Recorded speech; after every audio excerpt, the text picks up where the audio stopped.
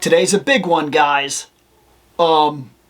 Literally a big one. Today, we are finally opening the Sky Raider. Here it is. Awesome. I've been hanging on to this for like a long time. Like, I think I bought this as one of the second, probably the third wave of stuff that I picked up. I was online. It was on sale for like, I think I got mine for as low as 13 bucks. And I've just been hanging on to it because it's so much easier to continually open smaller figures like those back there. So the vehicles have kind of been pushed to the side over and over and over again. And it's probably a good thing that I don't keep the box, because that right there didn't exactly come in the greatest condition, this little part here.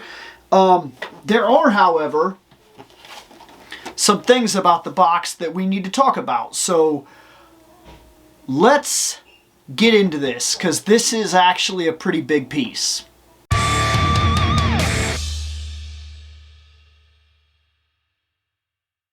Okay, so the first thing, of course, that we always talk about is we talk about the artwork. And if you can see it right there, once again, this is an absolutely stunning piece.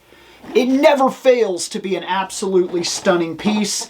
I've said this time and time again. I believe that we pay for the artwork. I do honestly believe that is a part of it. And this time I'm keeping more than I normally do of this box. Normally, with these big boxes, I cut across the top right here, which happens to cut perfectly along that line right here, and I keep the top part of the box, the main artwork. But this time, there's another piece of the artwork that I like a lot and I don't want to lose.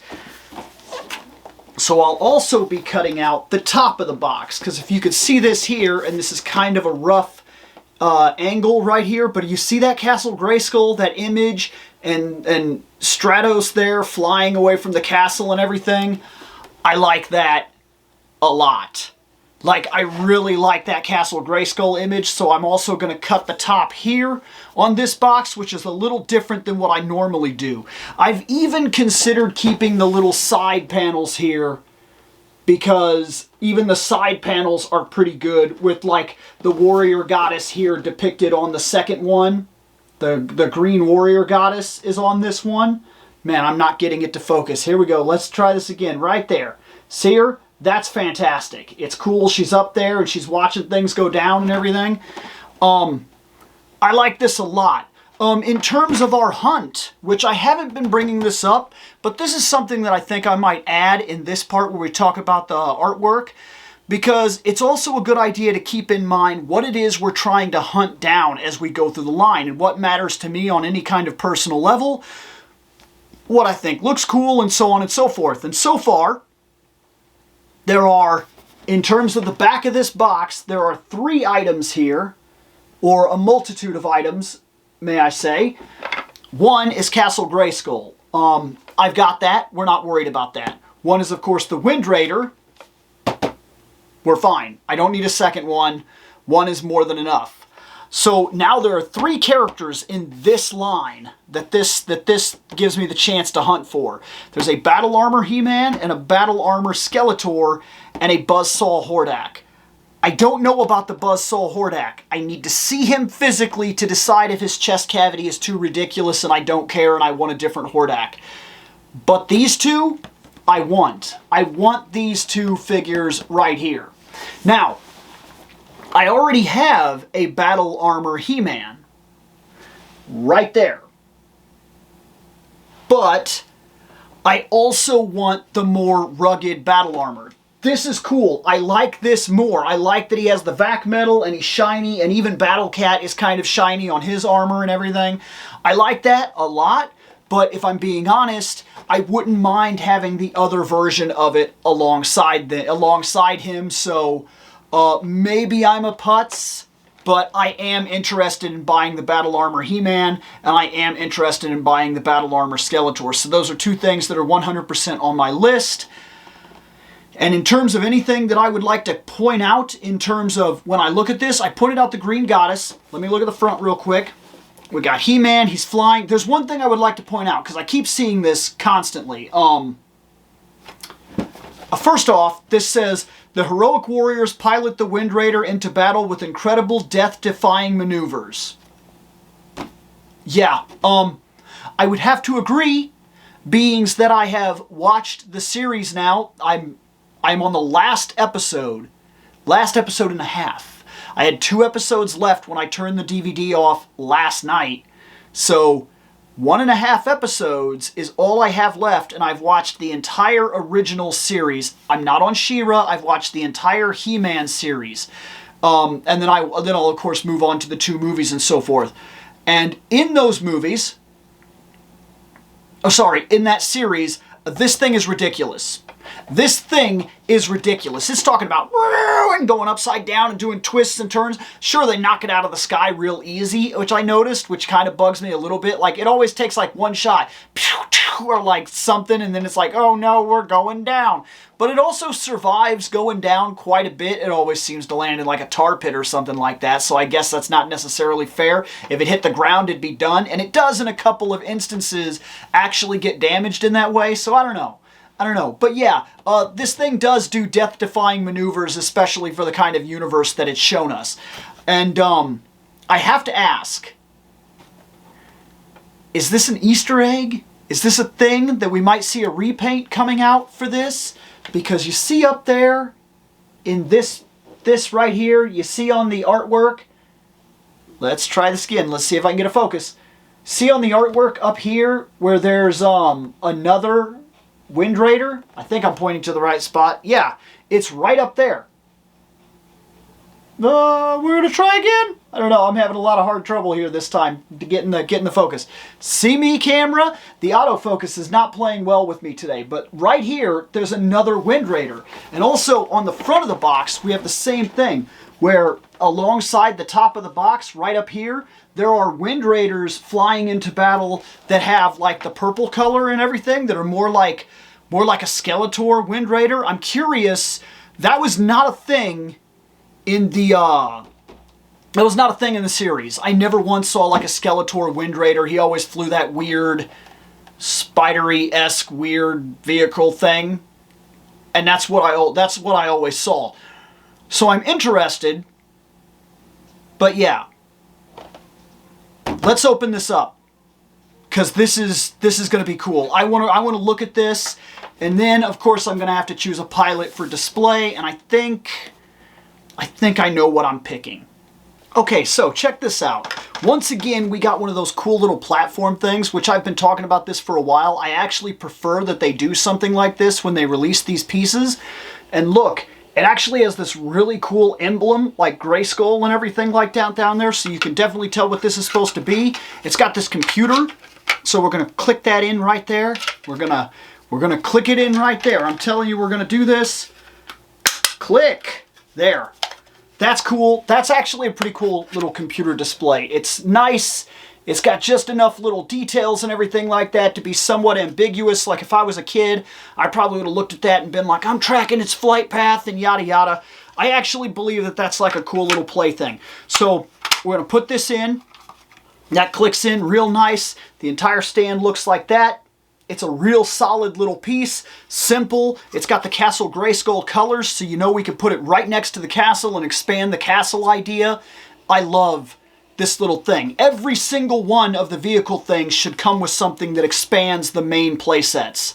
I honestly believe that. I think that that is absolutely terrific and adds buying power to obtaining different vehicles, because, like, why wouldn't you do that?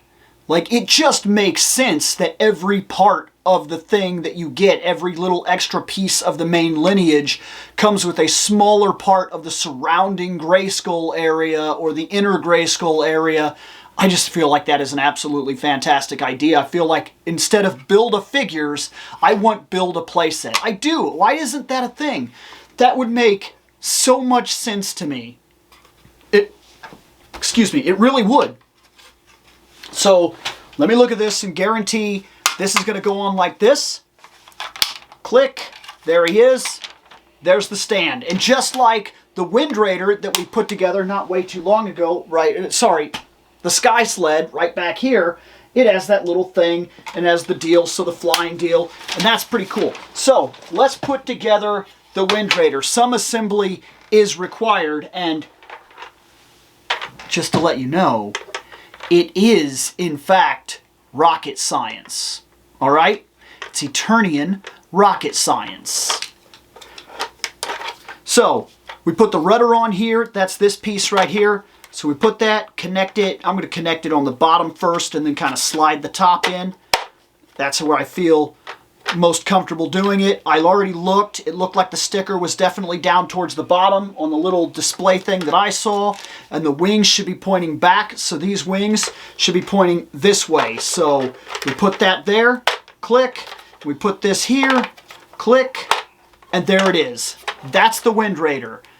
With this extra little battle feature thing where you click that in here, pretty cool, and then you fire it. Bow! Doesn't fire very far. It's not like, it's got a lot of weight to it. I'm going to give them that rather than just kind of calling it out and being like, it does have some weight to it, so I'm not too surprised that when you fire it, that's not bad, actually. I'll bet you we could knock down a Skeletor with that if we really wanted to. If we really wanted to hit a Skeletor with that, we could.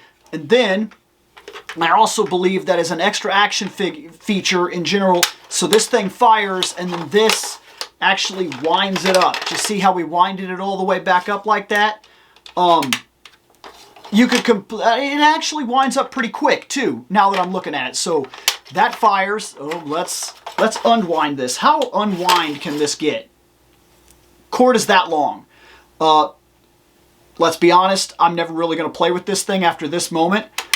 That's just the way that it is. I'll put it on display and then I'll move it every now and then and make videos with it here and there. But bow! We fire it, we wind it back up, winds up pretty quick, and there it is. I'm sure that's an action feature for kids, so they could have like wound up and got the bad guy, like brought the bad guy, you know, you hit him and then you wind it back up. This thing is cool. It is big. The wheels move very well, so there's wheels on the bottom, so if I was to push this thing across the, you know, a tabletop or whatever, it'd be like, wow. It feels good, it really does. Once it would be connected to this, if you were a kid, you could hold it down here and you could fly with it. I'm not saying the whole battle stand, but you could have just not connected that part, and that would have been cool. And then for display purposes, for somebody like me, an adult collector, this is really awesome because I'll get that part and I'll be able to put it in there. One question about this thing that we have to ask. Oh, the stickers came on it, by the way. That's another plus. That is actually a really standout plus because all the stickers are pretty decent detail. This thing is pretty damn cool. It is almost one for one in terms of the show, what I expect. In terms of a toy, I will say this. If I'm to be disappointed about something, and it's not that I expect them to do this, but are we ever going to see one of these in its actual size? Because this fits one person. But in the series, Prince Adam would sit in it, and Teela would sit on the other side, so they'd both be in the seats, and then in a back seat, Cringer would be sitting there, and we're never going to see that. The Cringer's pretty big, okay? In all reality, let's take him off the shelf real quick. I mean, look at the size of that cat, okay? We're never going to see him sitting in the back seat, because in order to make that happen, he would have to be able to sit here, like this, and sit. And I guess even if you were to say he lays this way, so he lays and his head kind of turns that way and then we could kind of get away with it, even if he was to lay like that, you're still looking to expand this by quite a bit. And the bigger something is like this, the more money it costs, and the more chance we're just simply not going to see it. This thing is cool though. Now, who's going to pilot this when we add it to the shelf? I think, and this is going to mess up my display as I've got it right now. See, my current display has Man-at-Arms fighting Kamo Khan. But really, who else do you think should go in this? Because personally, I feel like if I'm going to do the display, and you've seen that I chose Adam because he was just, he came with it, and in terms of somebody that if I'm going to lose a character on the shelf, that was fine. So my Man-at-Arms here, we're going to put his legs, we're going to get him in there, and he just looks right to me. I would probably, of course, mess with him a little bit to try to like maybe get rid of this or whatever, but he just looks right. He just looks right inside of this thing, doesn't he? That is really cool. And I also like, because you've got that technology thing, this is almost, I talked about it, it's kind of like, almost feels like it's a respirator mask that he can put his face down into it. And wouldn't that make sense if he's flying around the skies and everything, he kind of ducks his head down a little bit and he's got like the respirator thing, kind of like with jet fighters, they wear that mask. That's just the way I see it. Eternian cool, barbarian techno fantasy, just enough realness, just enough science fiction, just enough fantasy, straight out of like D&D games. This is amazing. This thing is cool. I am adding the Wind Raider to the shelf, and I am really happy to do so. Still a lot more videos to get to. In terms of at the end of the year, because we are awfully close to the end of the year, I may only have, I was going to say, we may see 2 more videos before the end of the year. I kind of want to do one more unboxing, and then after the one more unboxing, I think I want to do the end of year video, which if you're just getting onto this channel, I do an end of year video at the end of each year where we talk about how the channel has changed, what we're focusing on, what we're going over, what we accomplished, what were some of the better videos, what were some of the lower points.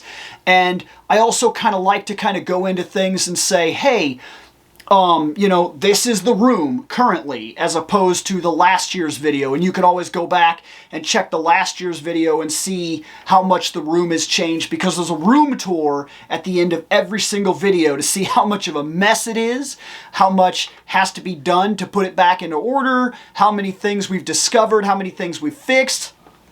I'm actually really looking forward to this one because this was a massive project. And it's done. And all the Motu stuff is very new. And just, this has been an interesting year.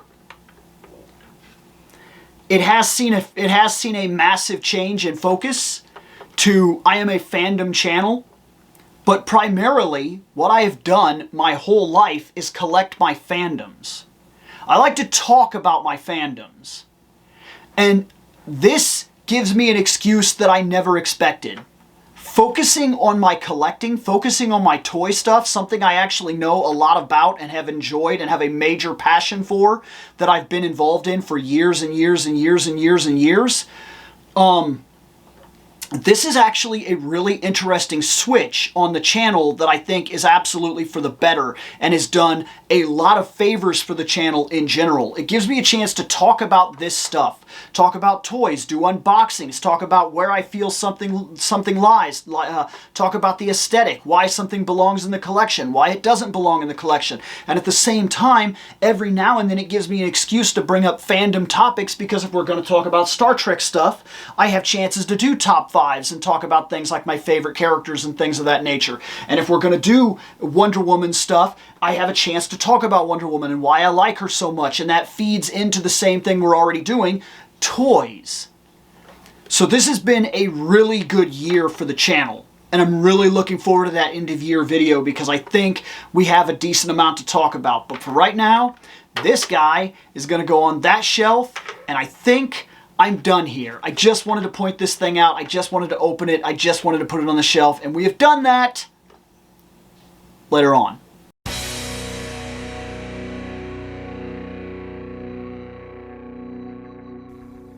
I have spoken. Take what you will from it.